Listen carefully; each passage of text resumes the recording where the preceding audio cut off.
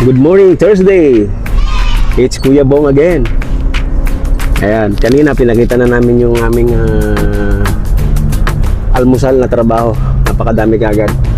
At ngayon, pupunta muna ako sa barangay Lalaan. Meron tayong kukunin na sasakyan doon na nag self-accident din. So, kailangan natin dalhin sa shop para ma-repair din yung kanyang sasakyan. Yun pala ay Toyota, ano Toyota yun? Toyota Veloz. So, mga ka-technique, let's watch.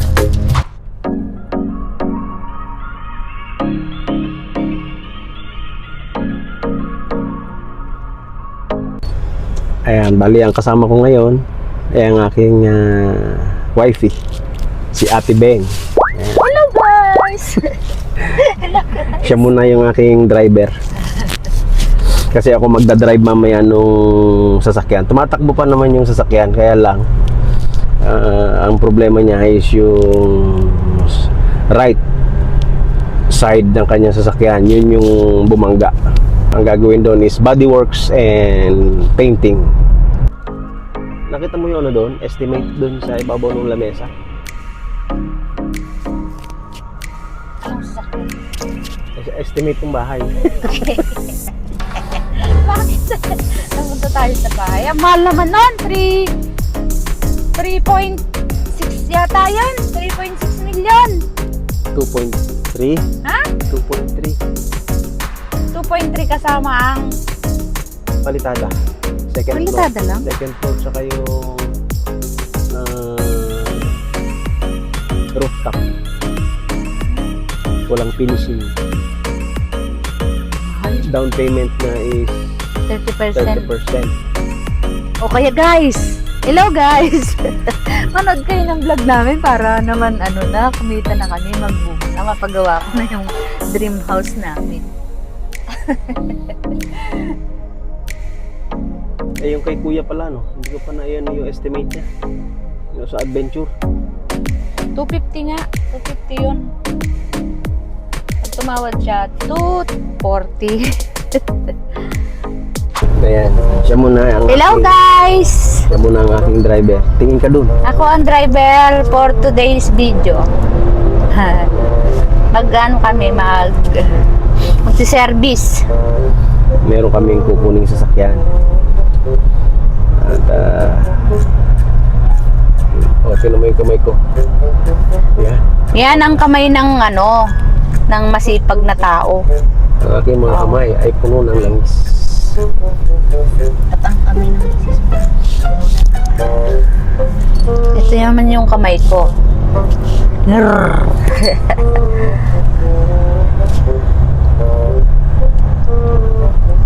Yan. Okay lang na ganyan yung kamay mo. Yung kinikita niyan Diyan tayo. galing sa marangal na trabaho. Doon tayo sa way na yun. Punta. Doon ka na tumingin. Hi guys! Ayan. Traffic. Traffic kasi dito sa ang ganda-ganda ng kalsada, binungkal. Oh, yun, wala na. Konti lang naman pala. Bubungkalin, hindi Ayan, pa. araw-araw, ganito lang ginagawa natin. Pag uwi sa bahay sa hapon, sa umaga magbibihis ka na, papasok ka na sa trabaho. Pero yung trabaho mo, walking distance lang. Kasi sa likod lang kami nakatira. So, pag maglakad ka ng mga 20 steps, ando ka na sa shop. Hindi ka na matatraffic. Pag uuwi ka na rin, after ng trabaho, maglalakad ka lang uli konti. Ando lang din sa likod yung tiraan namin. So, hindi tayo naabala sa mga traffic kapag papasok sa trabaho. Yun ang advantage ng may sarili kang business. Ano mas pipiliin mo? Maging employee, maging businessman? Isang sample yan ng meron akong napanood. Ang isang unggoy daw, bigyan mo ng saging at pera, ang kukunin niya yung saging. Ba't yung unggoy namin, ang kinukuha niya yung pera? Kasi para makabili siya ng maraming saging. Wais si Coco eh. Yung unggoy namin, iba. Hawak mo pera at saka saging, unahin niyang damputin yung pera. Kahit hindi niya alam na yun ay nakakabili ng saging. Sabi kasi dun sa napanood ko, kaya raw kinukuha ng unggoy yung saging kasi alam niya ang pagkain yun. Ang hindi niya alam, yung pera ay makakabili ng mas maraming saging. Eh, baliktad nga eh. Yung unggoy ko baliktad. Kinukuha nun yung pera. Hindi nga alam marunong bumili. Ganun daw sa business at sa employee. Ano Parang pinagkaiba? Pinagkaiba yata niya ano eh. Sa business, kikita ka ng maraming pera. Samantalang once na employee ka, kung magkano lang yung ibigay sa'yo, halimbawa yung parang saging lang iabot sa'yo or yung sahod mo lang, kung magkano lang yung sahod mo daily, ayun lang makukuha mo, di ba? So kailangan lang marunong ka mag-manage, at the same time alam mo yung business na tinatayo mo, alam mo gampanan or alam mong gawin. Kasi mahirap yung magtatayo ka ng business na wala kang idea about sa business na gagawin mo. Parang ano lang yan eh.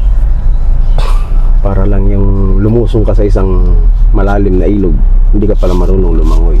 Lunod ang abutin mo.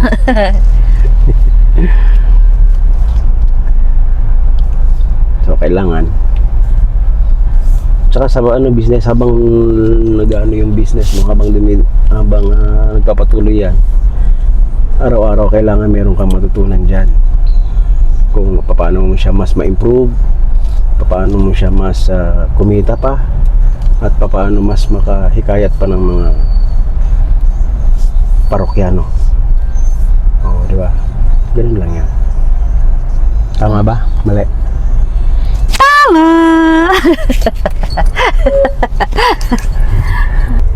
Mamaya ulit. At kami nata-traffic pa.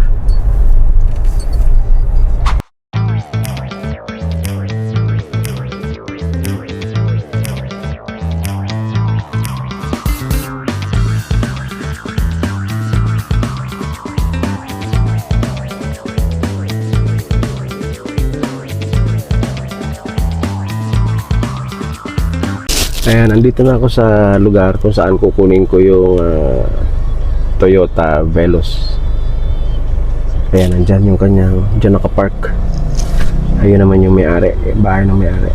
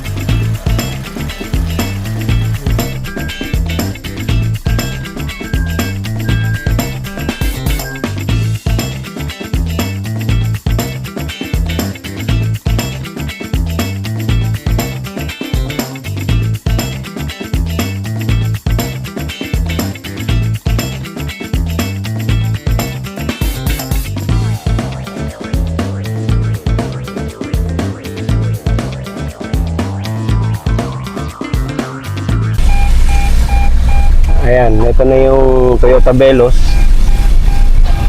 Running naman yung sasakyan, kaya lang medyo malaki yung damage niya sa kanang bahagi.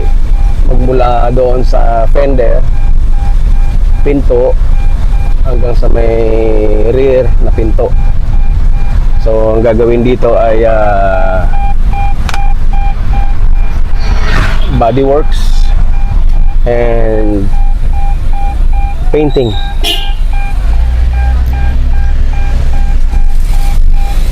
At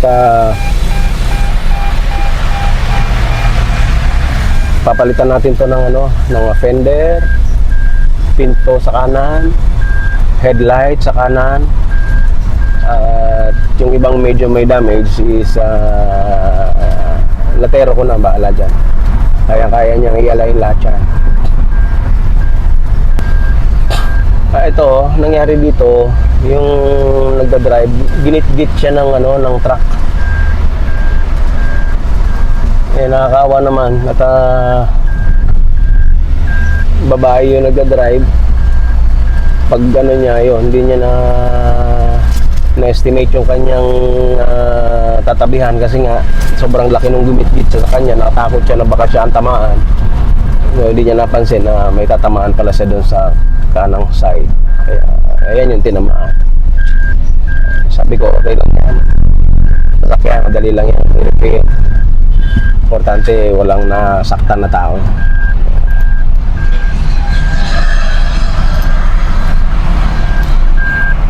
So for now, parami yung mga repair natin ng bodyworks.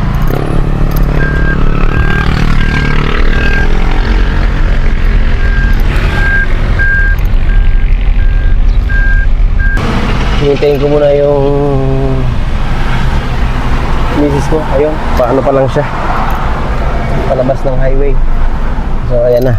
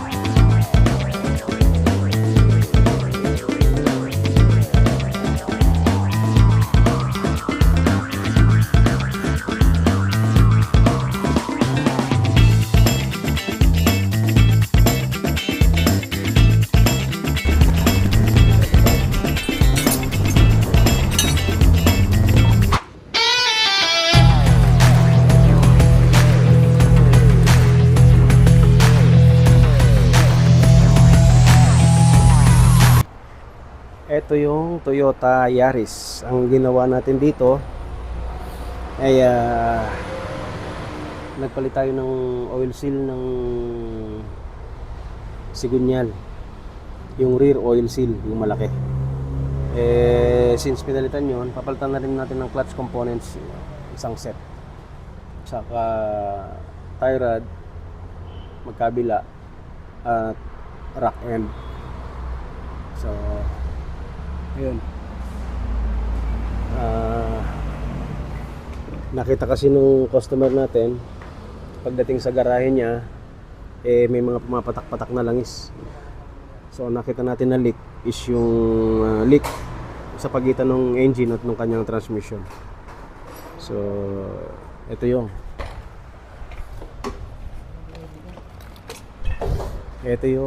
kanyang lumang oil seal. At ito naman yung ipapalit natin na bago.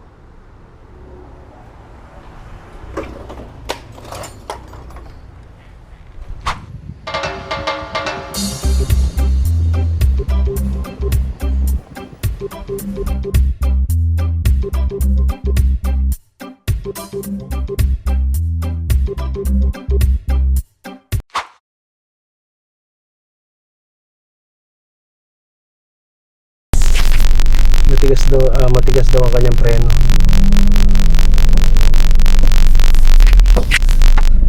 Sira hydrovac. Okay na. Sira hydrovac nito. Unang apak malambot, pangalawang apak matigas na kagad.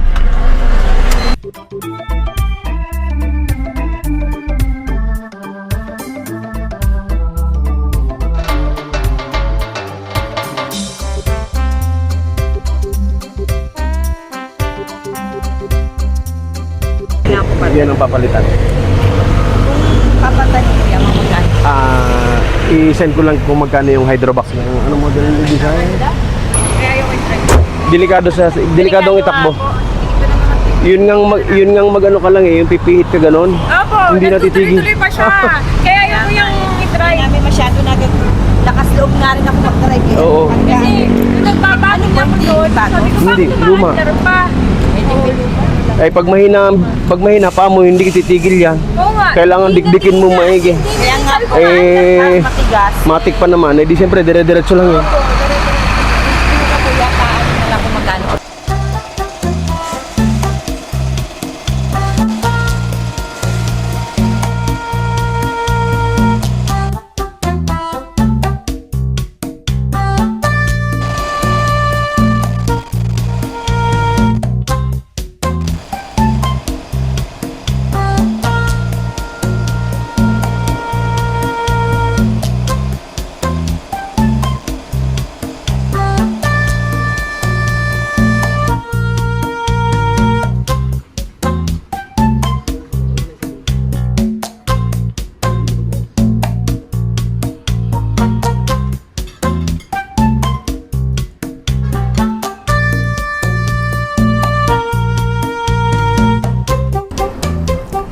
Kung mapapansin nyo, halos isang buwan na akong hindi kumakain ng rice. Kaya naman pala eh.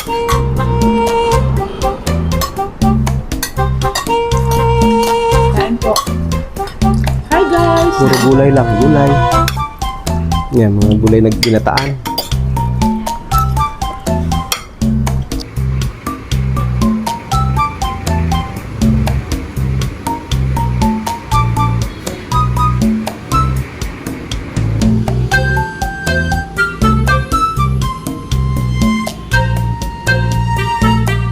Magandang hapon mga kateknik.